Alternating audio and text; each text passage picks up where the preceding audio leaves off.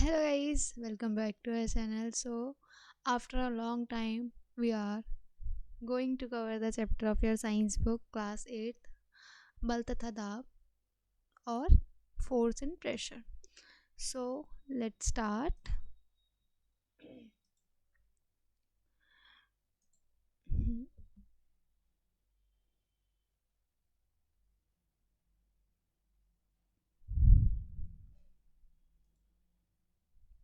बल तथा दाब। आज के चैप्टर का नाम क्या है?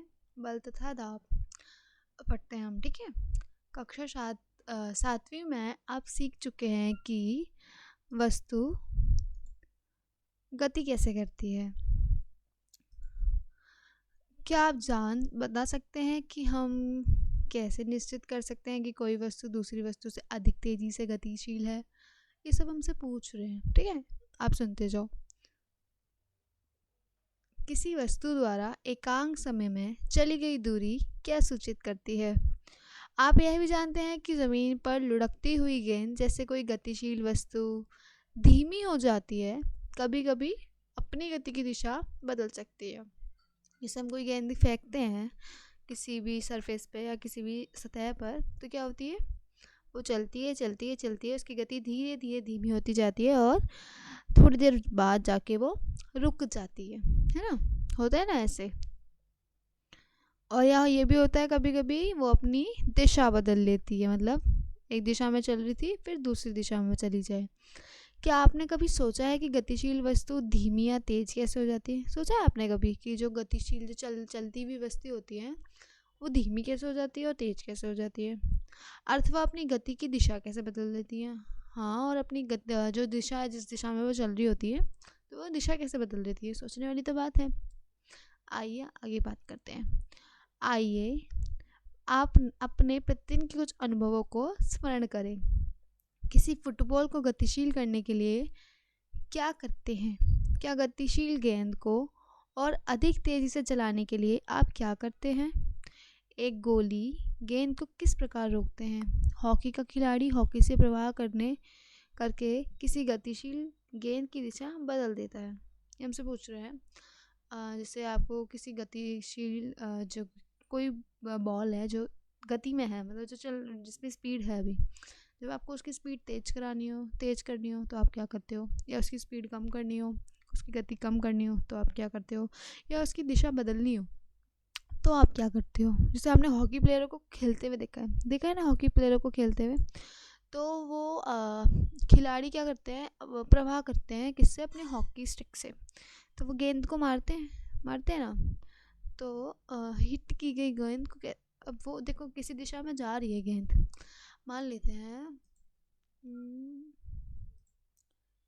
Late we take which colour.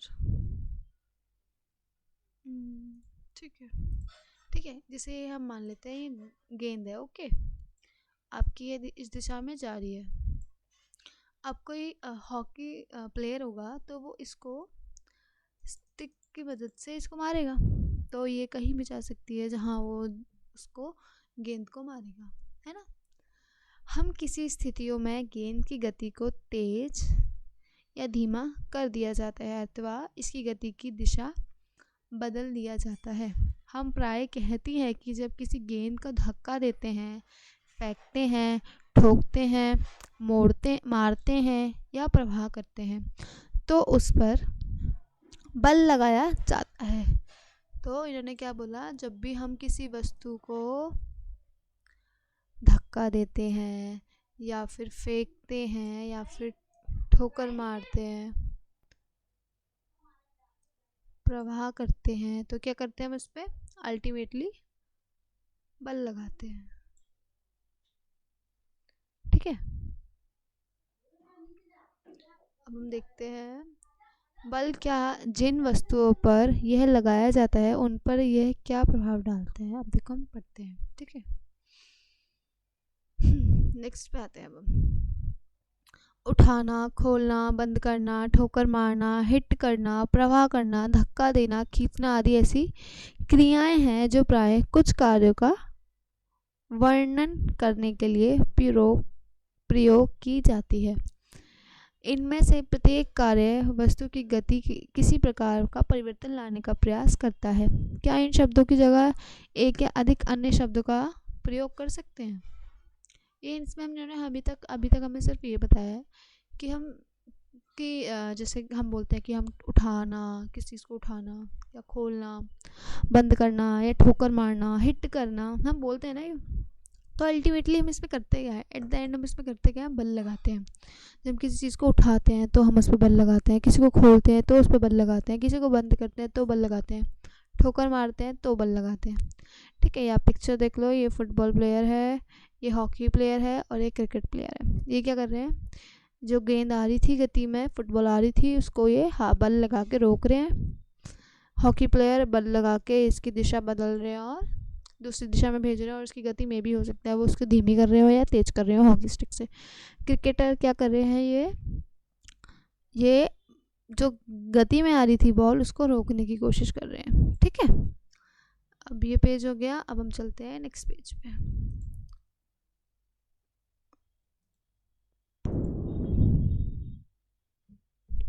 बेटा सेकंड, ठीक है, ये आप सारणी में देखो,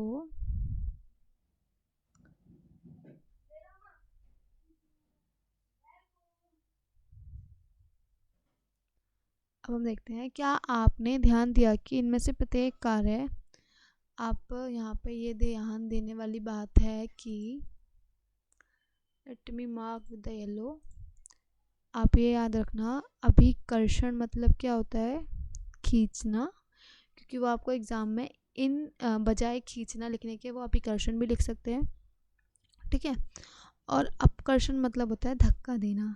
this is the most important point, important mark करके इसको आप याद रखना, इसको इम्पॉर्टेंट मार्क करके, ठीक है, ओके, आप इसको इम्पॉर्टेंट मार्क कर लेना।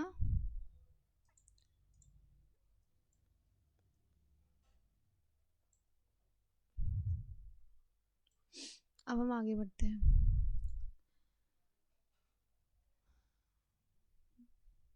दोनों के रूप में व्यक्त किया जा सकता है। क्या हम इससे यह निश्चय निकाल सकते हैं कि किसी वस्तु को गति में लाने के लिए उसे धक्का देना पड़ता है? आपने कभी सोचा है कि जैसे कोई गेंद जो है वो ज़मीन पर रखी हुई है, ठीक है, क्या वो अपने आप चलने लग जाती है? होता है क्या कभी ऐसे? या फिर मान लो कोई गेंद है जो चल रही है, ठीक है, वो पर चलते चलते रुक जाती है, उसके पीछे का कारण घर्षण है। बट अगर मैं मानूँ, जस्ट आइडियल कंडीशन मानूँ कि मैं जब तक उस पर बल ना लगाऊँ, है ना, तो वो रुकेगी तो नहीं। चलो हम रुकने वाला एग्जांपल लेते हैं, वो उससे उससे आप ज़्यादा अच्छे से समझ पाओगे। कोई गेंद जो है, कोई बॉल है, क्रिकेट बॉल, फुटबॉल, एनीथिंग, कुछ भी इमेजिन कर लो आप, वो मैंने एकदम टेबल पे रख रखी है। ठीक है, जब तक मैं उसमें कोई बल नहीं लगाऊंगी, मैं उसे छूऊंगी नहीं, मैं उसे धक्का नहीं दूंगी, मैं उसे खींचूंगी नहीं, आपको क्या लगता है वो हिल जाएगी अपनी जगह से? नहीं हिलेगी, ऑब्वियस सी बात है। क्योंकि क्यों नहीं हिलेगी वो?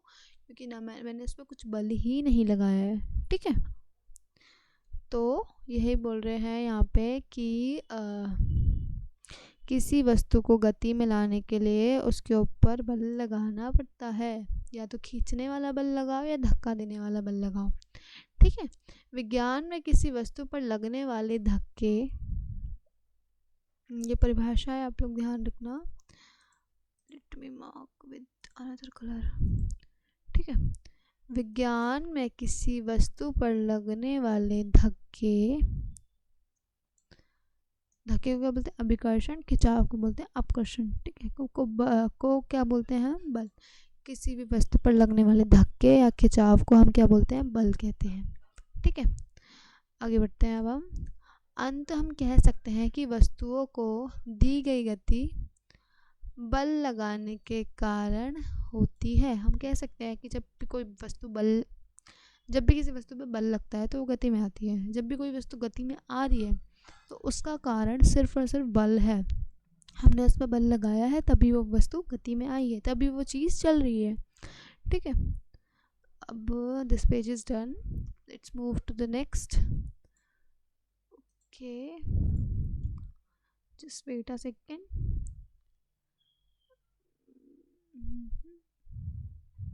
ओके,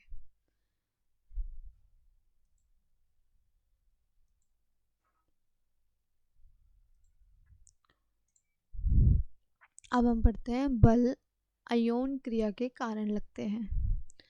अन्योन्य क्रिया के कारण लगते हैं. मान लीजिए कोई आदमी स्थिर कार के पीछे खड़ा है. ठीक है, ये कंडीशन को आप मानो. ये जो पिक्चर दे रखी है इसमें आदमी की, ये वाली कंडीशन मानो आप. ओके, इसमें क्या कर रहे हैं, ये बोल रहे हैं कि कोई बंदा है, कोई इंसान है, वो आदमी है, वो एक स्थिर कार के मतलब रुकी हुई कार के पीछे खड़ा है. क्या उसकी उपस्थिति में के कारण कार की में गति आएगी? अच्छा चलो हम देखते हैं इन्होंने जो बोला. ठीक है, ये एक आदमी है. ठीक है, ये एक आदमी है.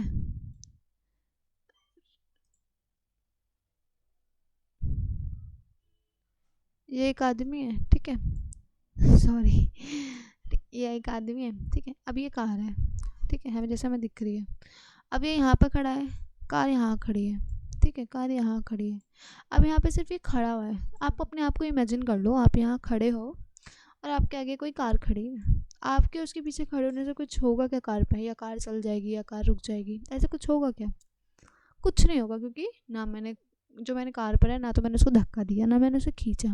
मतलब क्या हुआ, मैंने कार के ऊपर कुछ बल लगाया ही नहीं. तो इसमें भी यही बोल रहा है. अब एक कंडीशन और मानते हैं. मान लीजिए आदमी कार को धक्का लगाना प्रारंभ करता है, ये वाला. ठीक है, ये आप हो, ये आप कार को धक्का लगा रहे हो. ठीक है, और ये कार है. आपको क्या लगता है इस कंडीशन में कार चल जाएगी?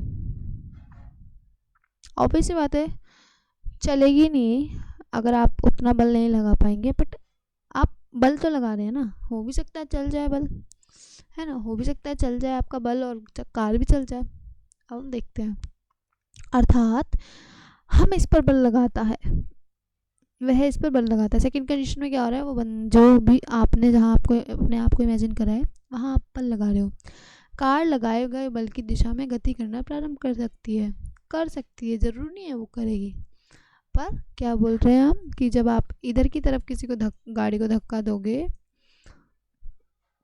तो हो सकता है कि गाड़ी चल जाए. ठीक है, ध्यान दीजिए. क्या ध्यान देना है कि कार को गति देने के लिए आदमी को इससे धक्का लगाते रहना होगा. ऐसे नहीं होगा ऐसे इस आदमी ने 2 मिनट 10 सेकंड के लिए धक्का लगाया इसको, फिर हट के खड़ा हो गया, भाई अब चल जाएगी खुद ब खुद कार, चल जाएगा क्या? ऐसा नहीं चलेगा. इसको क्या है, अगर इसको स्पीड में लाना है, इसको गति करानी है, तो इसको थोड़ी देर धक्का मतलब इसको धक्का देते रहना होगा, तभी ये गाड़ी चलेगी. अब हम देखते हैं चित्र 11.3 स्थितियाँ दर्शाता है कि जिनसे संभवतः आप परिचित होंगे कि आप बता सकते हैं कि इन स्थितियों में कौन खींच रहा है और कौन धक्का दे रहा है.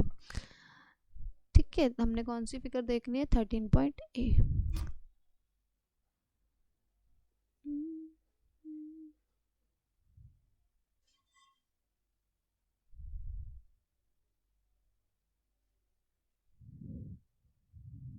देखते हैं 11.3 ए में दोनों लड़कियां एक दूसरे को धक्का देते हुए प्रतीत होती हैं. अच्छा, आपने कभी बटरफ्लाई वाला जो गेम होता है वो खेला हो, या जो फिरकी से घूमते हैं, हाथ पकड़ के घूमते हैं, ये तो वही वाला गेम है. जब हम घूमते हैं तो क्या होता है, हमारे हाथ पे खिंचाव आता है. जब हम कभी हाथ छोड़ देते हैं तो हम पीछे से आके गिरते हैं ना, तो ये वही वाली कंडीशन है.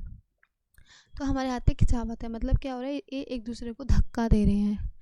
ठीक है, इसमें वो यही बोल रहे हैं, एक दूसरे को धक्का देती हुई प्रतीत हो रही है. जब चित्र इसमें देखते हैं हम 11.3b में, तो हमें क्या एक दूसरे को खींचते हुए प्रतीत होते हैं. आपके इधर जब आप ये वाला गेम खेलते हो तो आपके यहाँ पे बाजुओं पे जोर पड़ता है. मतलब क्या है, आपको खिंचाव फील हो रहा है. ठीक है, तो एक दूसरे को आप खींच रहे हो. नहीं तो आप अगर इधर से हाथ छोड़ दोगे, अगर आप हाथ छोड़ दोगे तो आप इधर जाके गिरोगे, ये इधर जाके गिरेगी. होता है ना ऐसा. तो वही वाला गेम है ये।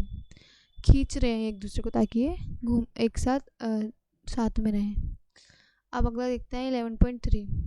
इसी प्रायचित्र 11.3 में गाय तथा आदमी दोनों एक दूसरे की तरफ खींचते हैं। आप देख रहे होंगे कि गाय जो है वो जाने से मना कर रही है, तो वो इधर की तरफ बल लगा रही है। आदमी बोल रहा है कि आपको चलना है, तो आदमी इधर की तरफ बल लगा रहा है। तो ये क्या कर रहे हैं, एक दूसरे को खींचते हुए दिखाई दे रहे हैं। ठीक है, यहाँ पर दर्शाई गई दोनों स्थितियों में लड़कियां एक दूसरे पे बल लगा रही हैं। क्या यह बात आदमी तथा गाय में भी लागू है? क्या लगता है आपको, ये एक दूसरे पे बल लगा रहे नहीं लगा रहे? ऑब्वियस ही बात है लगा रहे हैं। जो गाय है वो इधर बल लगा रही है, मना कर रही है वो जाने से, मुझे नहीं जाना है ना। और जो आदमी है वो इधर की तरफ बल लगा रहा है कि आपको जाना पड़ेगा। तो एक दूसरे की तरफ ये बल लगा रहे हैं। ओके, अब देखते हैं। इन उदाहरणों से यह निश्चित निकाला जा सकते हैं कि बल लगने के लिए कम से कम दो वस्तुओं में अन्योन्य क्रिया होनी आवश्यक है।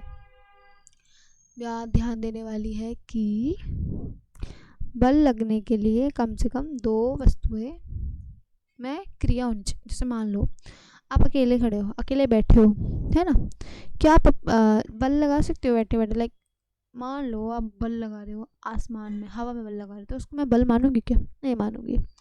अब मान लो आप आपके पास कोई बैठा है या कुछ भी, आपके पास कोई गेंद है, आप उस पर बल लगा रहे हो, आप उसको बल लगा के उसको फेंक रहे हो, उसको कैच कर रहे हो, उसको फेंक रहे हो, उसको कैच कर रहे हो, वो मैं बल मानूंगी। क्यों मानूंगी? क्योंकि वहाँ पे दो वस्तुएं आ रही हैं, एक तो आप आ रहे हो, एक गेंद आ रही है। ऐसे ही अगर हम इस चित्र में देखें तो दो चीज़ें आ रही है, एक ये लड़की आ रही है, एक ये लड़की आ रही है, मतलब बल लग रहा है। इसमें भी एक ये आदमी आ रहा है, एक गाय आ रही है, बल लग रहा है। इसमें भी एक गाड़ी आ रही है, एक ये इंसान आ रहा है, बल लग रहा है। इसमें भी एक ये आ रही है और एक ये आ रही है, बल लग रहा है। तो मतलब दो वस्तुएं मिनिमम, कम से कम होनी चाहिए। ठीक है, this page we have done. Next move to the page 4.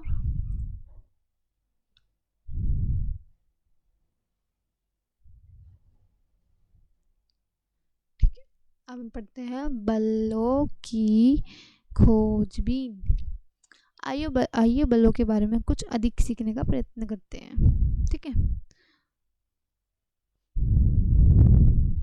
क्या आपने सभी रस्साकसी के खेल देखा है? क्या आपने देखा है ये वाला खेल? कभी देखा अपने स्कूल में, कॉलेज में, या आपने कभी अपने मोहल्ले में लोगों को खेलते हुए देखा हो, पार्क में देखा हो?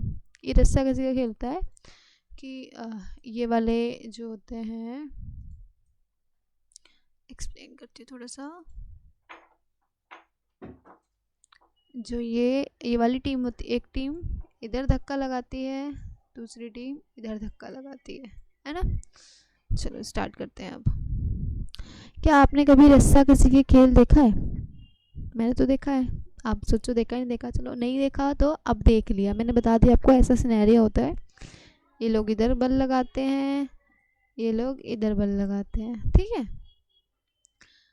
अब बढ़ते हैं। इस खेल में दो टोलियां एक रस्से को विपरीत दिशा में खींचती हैं। क्या होता है इस खेल में? दो टोलियां होती हैं, जैसे कि ये दो ग्रुप हैं, एक ये वाली टोली है, एक ये वाली टोली है। रस्से को क्या कर रहे हैं? खींच रहे हैं विपरीत दिशा में। दोनों टोलियों के सदस्य रस्से को अपनी दिशा में खींचने का प्रयत्न करते हैं।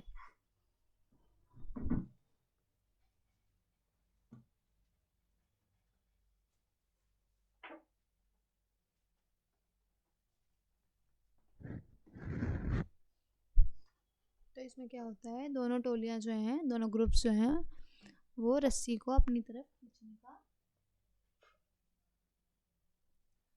कोशिश करती हैं। ठीक है, कभी कभी रस्सा बिल्कुल नहीं खींचता, सॉरी।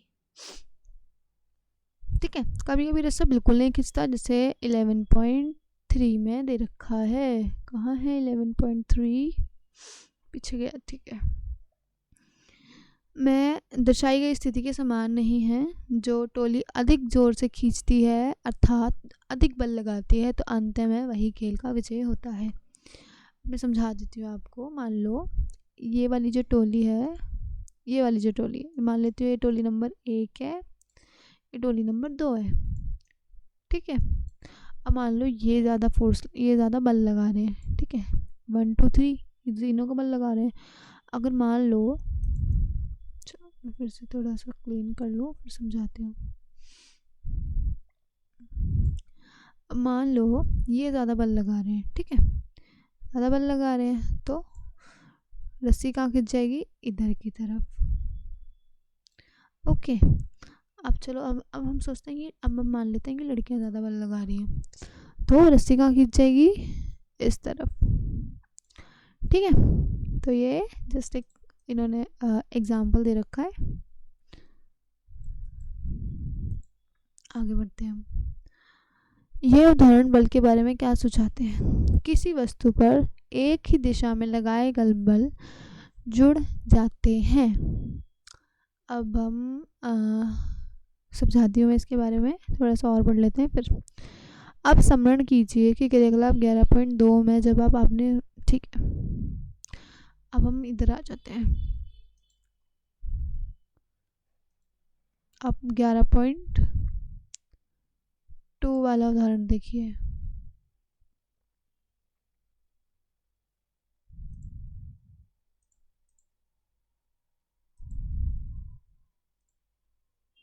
देखो ये है 11.2, ठीक है, 11.2। तो इसमें क्या बोल रहा है, इमेजिन कर लो ये आप हो, ये आपका दोस्त है। आपके टीचर ने ये डब्बा, ये जो कार्डबोर्ड का बॉक्स है या जो भी है, संदूक है, इसको बोला कि आप हमारे स्टाफ रूम से अपने क्लासरूम में ले जाओ, ठीक है। जस्ट इमेजिन करना, सिर्फ मैं बता रही हूँ, एक सिनेरियो बना रही हूँ, ठीक है।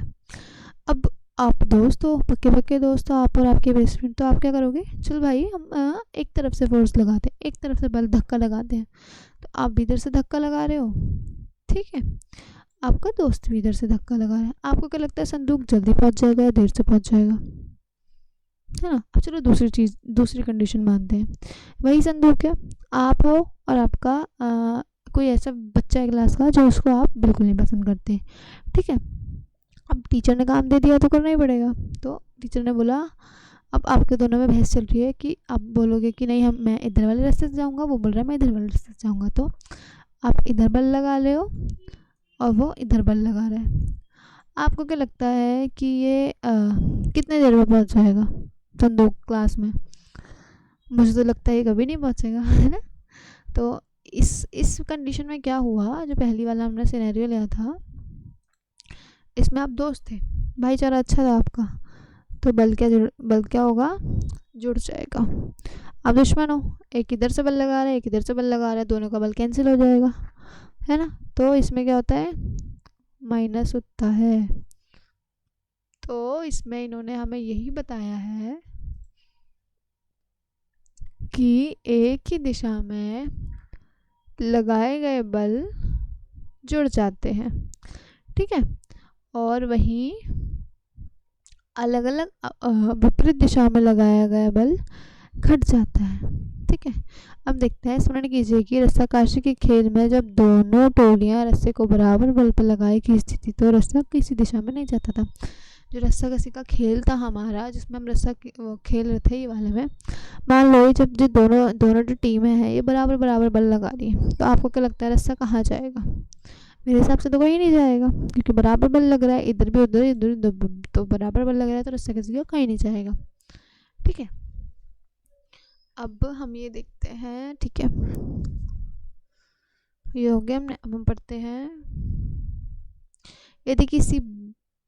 यदि किसी वस्तु पर बल दो विपरीत दिशा में कार्य करते हैं, तो इस पर लगने वाला कुल या फिर नेट बल दोनों बलों का अंतर के बराबर होता है।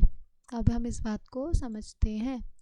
पहले हमने आप इससे समझा, अब हम और थोड़ा न्यूमेरिकल वैल्यू से समझते हैं, ठीक है। अब मान लो आप 50 का फोर्स लगा रहे थे, ठीक है, आपका दोस्त भी 50 का बल लगा रहा था, तो ये इधर कितने से जाएगा, 100 से जाएगा, है ना। अब मान लो वही आप बहुत शक्तिशाली हो, तो आप लगा रहे हो 70 का बल। ठीक है, जो आपको लड़का क्लास में बिल्कुल नहीं पसंद वो लगा रहा है, वो कमज़ोर सा है, वो पतला सा है, वो लगा रहा है 30 का बल। ठीक है, तो आपने इधर लगाया 70 का बल और इसने इधर लगाया 30 का बल। अब आखिरी में क्या होगा, आप शक्तिशाली हो, आप स्ट्रांग हो, तो आपने बल भी ज़्यादा लगाया, तो ये संदूक जो है इधर चलने लग जाएगा। कितने से, इनके, मैं बताती हूँ, कितने चलने लग जाएगा, 70 माइनस 30, तो कितना आया,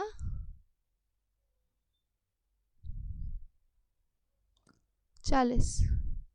तो ये संदूक कहाँ जाएगा, आगे की तरफ, कितने से,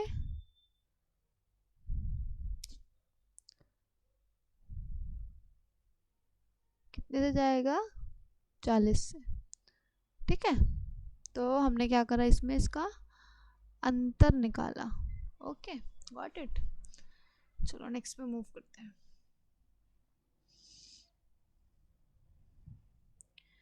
इस प्रकार हमने सीखा कि बल एक दूसरे से बड़ा या छोटा या बराबर हो सकता है। ऐसा भी हो सकता है कि बल दूसरे से छोटा हो, ऐसे भी हो सकता है बड़ा हो, या फिर बराबर भी हो सकता है।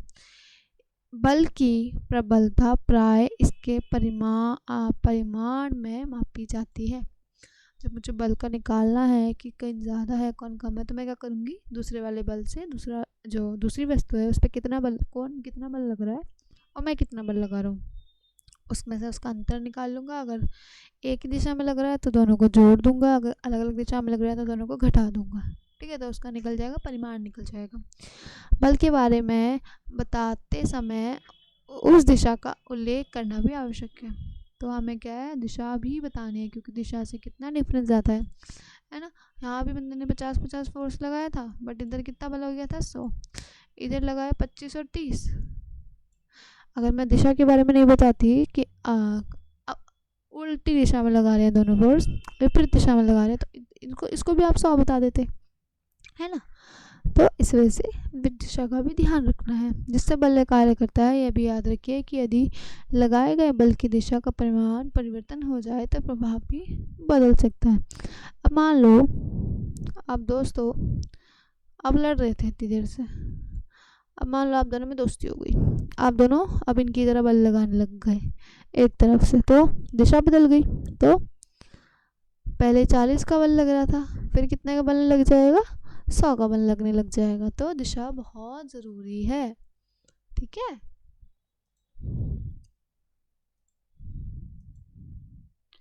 चलो जी आगे देखते हैं।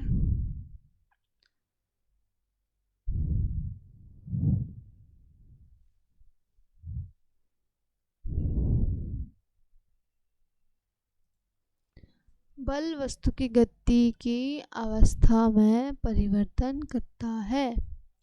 अवस्था बोले तो वस्तु रुकी हुई है या वस्तु गति में है ना। और गति मतलब कितनी तेजी से वो चल रही है। आइए अब ज्ञान करें कि जब किसी वस्तु पर बल लगता है तो क्या होता है। आप इसी प्रकार की अन्य स्थितियों पर विचार कर सकते हैं। उदाहरण के लिए अब देखते हैं बल वस्तु की गति की अवस्था परिवर्तन कर सकता है। आप इसी प्रकार की अन्य स्थितियों पर विचार कर सकते हैं। उदाहरण के लिए पेनल्टी के लिए समय खिलाड़ी गेंद पर बल लगाता है। किक लगने से पहले गेंद विराम अवस्था में थी, अंत इसकी चाल शून्य थी। अब चलो मान लेते हैं ये कोई गेंद है, ठीक है, ये आप हो, मैच हो रहा है आपका, तो आपको मौका मिला कि गेम आप स्टार्ट करोगे। ठीक है, तो पहले तो जो गेंद होती है वो ज़मीन पर रखी जाती है। ठीक है, तो विराम अवस्था में मतलब उसकी गति क्या है, 0। फिर आप इस पर लात मारते हो तो ये गेंद क्या होती है, चलने लग जाती है। तो आपने क्या करा, लात मार के उस पर बल लगाया। ठीक है, मान लीजिए गोली गोल बचाने के लिए गेंद को चटपटाता से झट झपटता गेंद पर या उछलता है। इस क्रिया द्वारा गोली गतिशील गेंद, अब मान लो यहाँ पर कोई खड़ा है, आपने फुटबॉल खेलना है या फिर मान लेते हैं हम दूसरा गेम खेल रहे हैं, तो यहाँ पे कोई और खड़ा है, आपने लात मारी गेंद में, वो इधर गई, वो इधर आ जाएगा आपकी गेंद कैच करने के लिए ताकि आपका गोल नहीं बने। तो गोली ने क्या करा, मतलब इसको जो यहाँ पर खड़ा होता है, जो कीपर जो होता है उसको बोलते हैं गोली, ठीक है। तो गोली ने क्या करा, अपने हाथ से बल लगा के आपकी मारी हुई गेंद को गति को शून्य कर दिया, जिससे क्या हो, बल लगे उस पर, उसकी गति 0 हो, जिससे क्या होगा, आपका गोल नहीं बनेगा, ठीक है। यह प्रेस सुझाते हैं कि किसी वस्तु पर लगाए गए बल द्वारा उसकी चाल बदली जा सकती है। यदि लगाया गया बल गति की दिशा में है तो वस्तु की चाल बढ़ जाती है। अब मान लेते हैं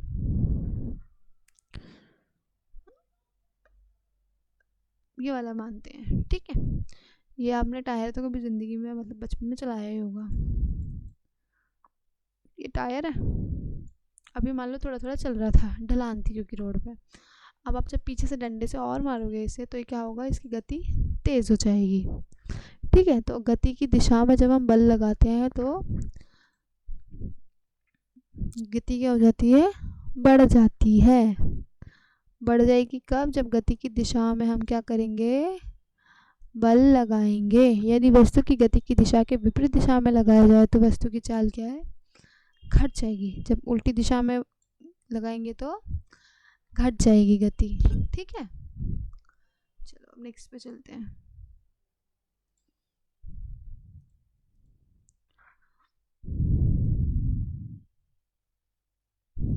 पहेली ये जानने के लिए उत्सुक है कि क्या बल लगाने से केवल वस्तु की चाल में ही परिवर्तित होती है।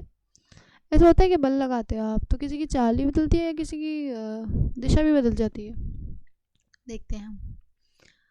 अब कुछ उदाहरणों पर विचार करते हैं। वॉलीबॉल के खेल में खिलाड़ी प्राय वृद्धि चाल बनाने के लिए गतिशील गेंद को धकेल कर उनकी टीम के साथियों के पास पहुंचाया जाता है। वॉलीबॉल जो आपने देखा होगा तो क्या होता है उसमें वो लोग क्या करते हैं, गेंद को धक्का मार के अपने टीम के मेंबरों के पास, अपने टीम के खिलाड़ियों के पास उस बॉल को पहुंचाते हैं ताकि उनका गोल बने, वो जीते। होता है ना ऐसे। तो बल लगाने से दिशा बदली ना बॉल की। अब मान लो कोई किसी सीधी डायरेक्शन में चल रहा था बॉल, तो उनका खिलाड़ी क्या साइड में खड़ा है, तो उन्होंने क्या करा, हाथ मार के या फिर बल लगा के उसको उसकी दिशा में दे देते हैं बॉल को, ठीक है। कभी कभी ज़ोर से प्रहार करने पर गेंद का मैदान दूसरी पहुंचा दिया जाता है। आपने क्रिकेट में भी देखा होगा, तो जैसे जिस दिशा में जो बल्लेबाज है वो बल्ला घुमाएगा, गेंद भी उसी दिशा में जाती है ना। कि जो बॉलर होता है वो तो सीधी गेंद फेंकता है, बट निर्भर किस पे पड़ता है, बल्लेबाज पे। बल्ला जिस दिशा में घूमेगा बॉल उसी दिशा में जाती है, ठीक है। किसी वस्तु की चाल अथवा उसकी गति की दिशा अथवा दोनों में होने वाले परिवर्तन इसकी वस्तु की, ये क्या बोलते हैं कि बल जो होता है वो किसी भी वस्तु की गति और अवस्था में भी परिवर्तन करा जा सकता है। बल लगाए, मान लो कोई गेंद रखी हुई सीधी रखी हुई, मैंने उसमें बल लगाया, वो चलने लगी, ठीक है। अब मान लो कोई चलती हुई बॉल थी, मैंने उसमें बल लगा दिया तो वो तेज़ से चलने लगी। या कोई चलती हुई बॉल थी, मैंने उसमें बल लगा दिया तो वो रुक गई। या कोई सीधी बॉल चल रही थी, मैंने उसको बल लगाया, वो टेढ़ी दिशा में चलने लग गई, है ना। तो हम ये कर सकते हैं, दिशा अवस्था परिवर्तन कर सकते हैं, दिशा परिवर्तन कर सकते हैं। क्या इसका यह अर्थ है कि बल लगने पर सदैव किसी वस्तु की गति की अवस्था में परिवर्तन होगा। क्या हमारा सामान्य अनुभव है कि अनेक बार बल लगने पर भी वस्तु की गति अवस्था में परिवर्तन नहीं होता। अर्थात के लिए एक भारी संदूक आपके द्वारा अधिकतम बल लगाए जाने पर भी गति ना करे, इसी प्रकार यदि आप किसी दीवार को धकेले का प्रयास करें तो बल पर कोई प्रभाव नहीं पड़ता। मान लेते हैं ये कोई दीवार है, आप यहाँ पर हो, ठीक है। ये दीवार है, आप इस पे बल लगा रहे हो, तो आपको क्या लगता है ये दीवार हिल जाएगी या दीवार चलने लग जाएगी? नहीं चलने लगेगी। तो क्या हुआ, आपके बल लगाने से भी दीवार नहीं चली।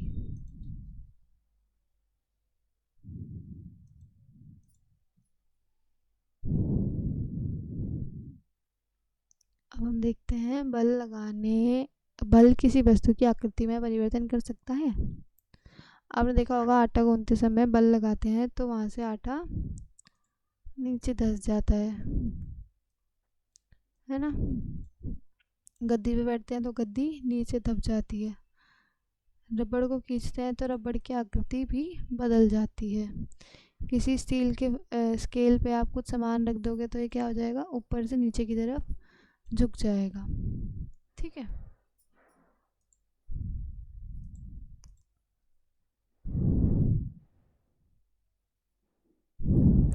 सारणी 11.2 के पृष्ठों से आप क्या निष्कर्ष निकालते हैं?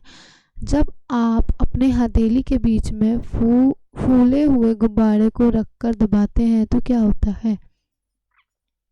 मान लो कोई फूला हुआ गुब्बारा, अगर आप उसको हाथ के बीच में रख के उस पर बल लगाओगे तो क्या होगा, उसकी आकृति क्या हो जाती है, बदल जाती है। जब गुदे आटे की लोई को बेल कर चपाती बनाते हैं तो उसकी आकृति क्या हो जाती है, बदल जाती है। तो इससे हमें क्या पता चला, बल लगाने से उसकी आकृति में परिवर्तन आता है। ठीक है। उपरोक्त सभी क्रियाकलापों पर कर देने के पश्चात हमें क्या समझ आता है, किसी वस्तु को विराम अवस्था में गति में ला सकता है। बल क्या कर सकता है, किसी विराम वस्तु अवस्था से गति में ला सकता है।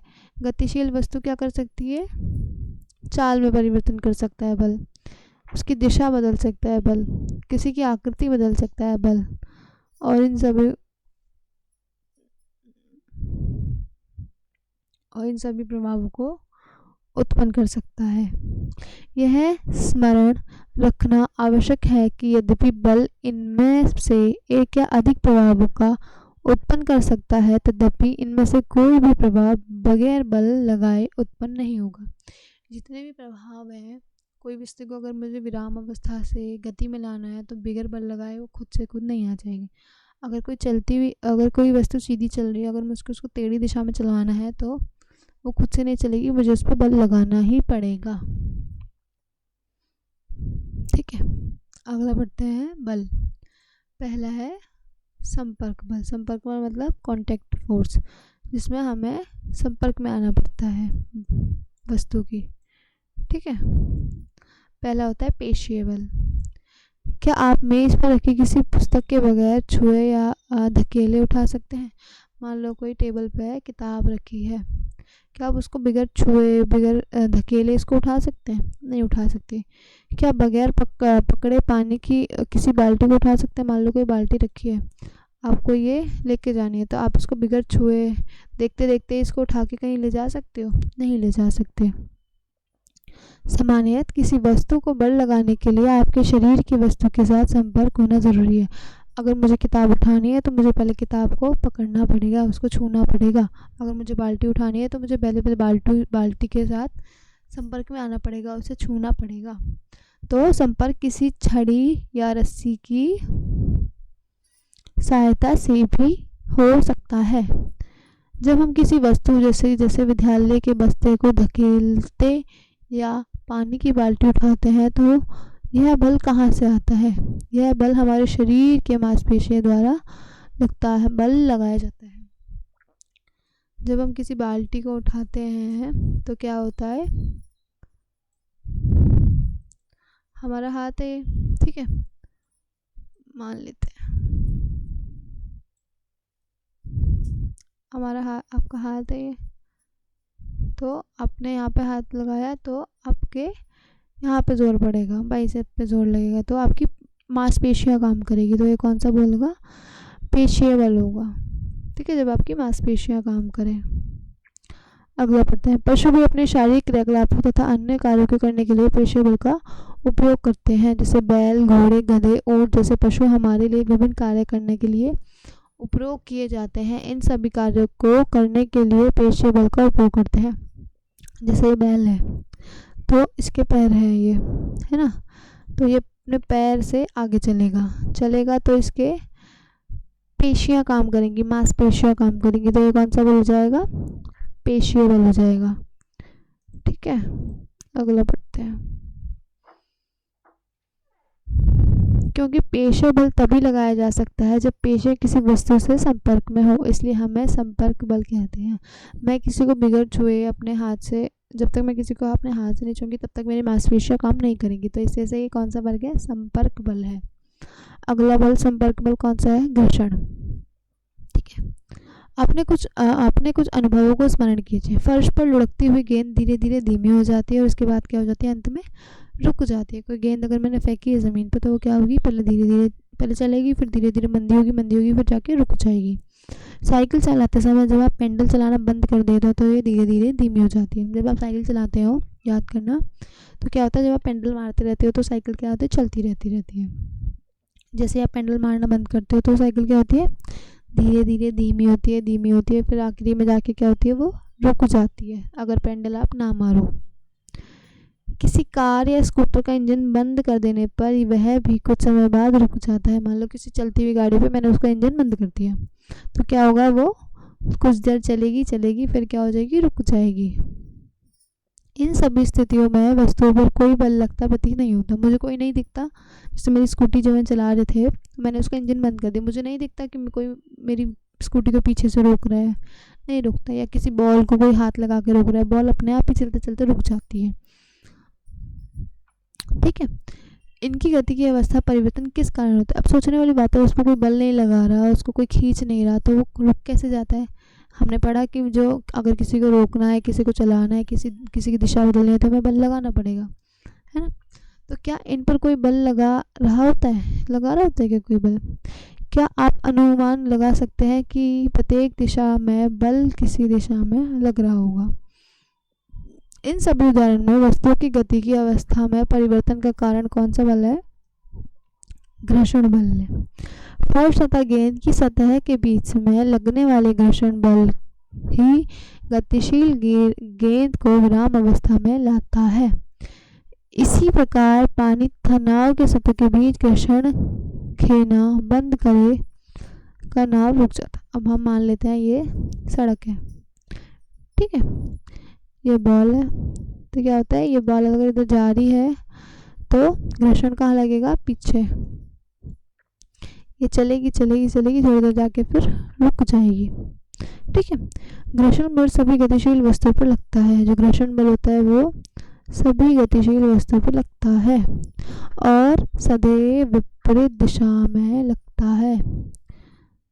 और कहाँ लगता है, विपरीत दिशा में लगता है। अब मान लेते हैं ये बॉल जो है आपकी ये आगे जा रही है, ठीक है, तो घर्षण कहाँ लगेगा, पीछे।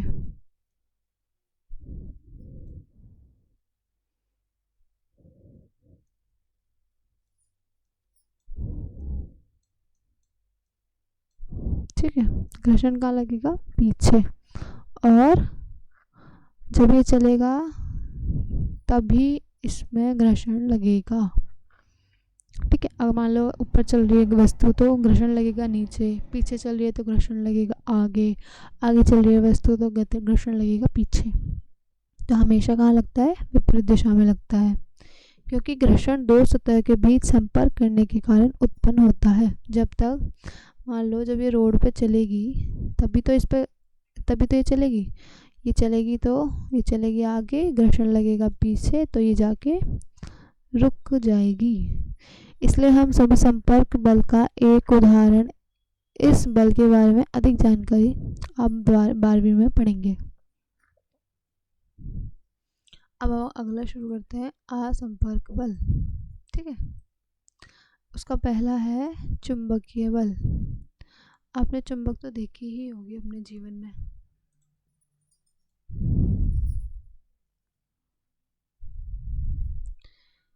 क्या बेलनों पर रखा चुंबक किसी चुंबक के समीप लाने, अब मान लो कोई चुंबक है, ये एक चुंबक है, ये एक चुंबक है, ठीक है। आपने इनको पास में रख दिया तो क्या हो सकता है, ये एक दूसरे से चिपक भी सकते हैं या एक दूसरे को धक्का देके दूर भी फेंक सकते हैं, ठीक है। ये क्यों हुआ, क्योंकि इनके बीच में क्या था, चुंबकीय बल था। कक्षा छठी में सीख चुके हैं कि दो चुंबकों के बीच समान अगर समान ध्रुव होंगे तो प्रतिकर्षित होएगा और अगर असमान ध्रुव होंगे तो आकर्षण होगा। मतलब अगर, अब हम इसको इसे समझ सकते हैं, अगर प्लस माइनस है तो आकर्षण होगा और माइनस माइनस है या प्लस प्लस है तो क्या होगा, प्रतिकर्षित होगा, ठीक है। दो वस्तुओं के बीच आकर्षण तथा प्रतिकर्षण को भी खींचने या धक्का देने के रूप में देखा जा सकता है।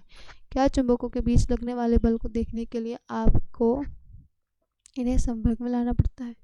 अब ज़रूरी नहीं है ना, अगर मैं किसी चुंबक को इतनी दूरी पे भी रख दूंगी तो ये अपना असर दिखा देते हैं।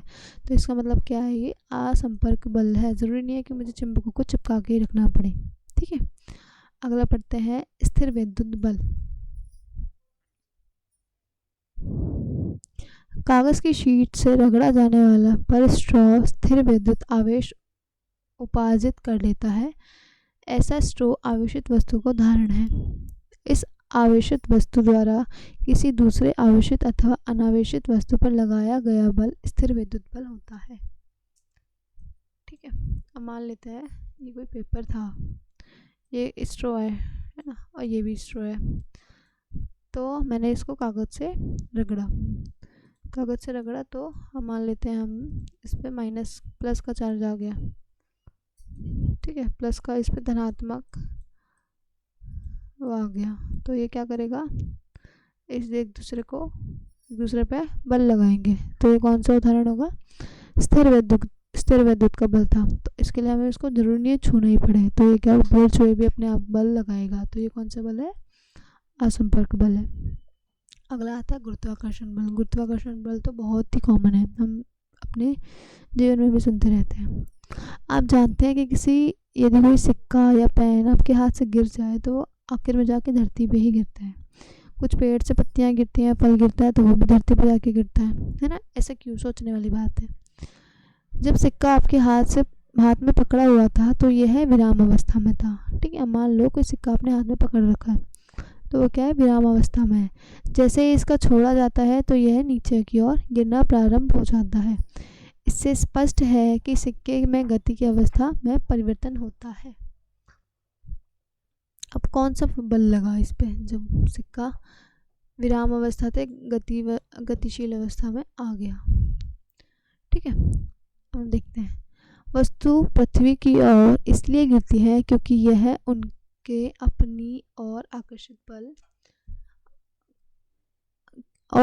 करती है। अब मान लो ये ज़मीन है, ठीक है। कोई सिक्का यहाँ से गिरा तो ये कहाँ जाएगा, नीचे। क्यों जाएगा नीचे, क्योंकि जो पृथ्वी होती है वो उसे आकर्षित करती है, अपनी ओर खींचती है। इसी बल को क्या बोलते हैं, गुरुत्वाकर्षण बल बोलते हैं, या केवल गुरुत्व भी बोल सकते हैं, ठीक है। यह एक आकर्षण बल है। जो गुरुत्वाकर्षण बल होता है वो सब चीज़ों पे लगता है, पेड़ पे लगता है, पौधे पे लगता है, हम पे लगता है, चीज़ पे लगता है, कोई भी चीज़ है, पक्षी पे लगता है, जानवर पे लगता है, सब चीज़ों पे लगता है, ठीक है। हम बगैर जैसे कि हम अगर कोई नल भी खोलते हैं तो पानी क्या होता है, हमेशा नीचे ही गिरता है। क्यों, क्योंकि उसके ऊपर क्या लग रहा है, गुरुत्वाकर्षण बल लग रहा है। अगर नदियाँ बहती हैं तो ऐसा तो नहीं है कि वो बहते बहते आसमान में पहुंच जाती है, वो नीचे ही बहती है, ज़मीन के ऊपर ही बहती हैं। तो क्या होता है ऐसा, क्योंकि उस पर गुरुत्वाकर्षण बल लग रहा है, ठीक है।